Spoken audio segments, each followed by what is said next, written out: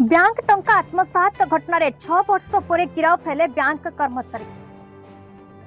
जगतसिंहपुर जिला नावका थाना अंतर्गत नावका शाखा स्टेट बैंक जनेक कर्मचारी दीर्घ 6 वर्ष तले उक्त बैंक लक्षाधिक टंका आत्मसात करथिबा सही समय बैंक निबंधक नगेंद्र कुमार भोल नावका थाना अभियोग करथिले।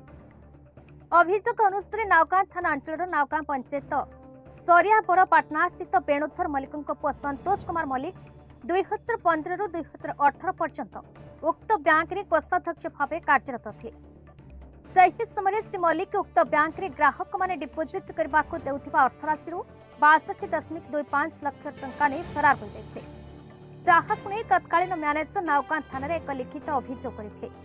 तेबे अभियोग हेबार 6 वर्ष पर वर्तमान थाना अधिकारी संघमित्र नायक नेतृत्व में उपनिरीक्षक नीलमणि नायक समेत एक पुलिस टीम गतकाली रात्रि पारादीप बंदर अंचल 6 वर्ष धरी फरार थिबा संपृक्त बैंक कर्मचारी श्री मल्लिक को काबू कर नावका थाना अटक रखा सह अधिक पचराउचरा जारी रखिथिबा थाना अधिकारी सूचना दैछन्ति।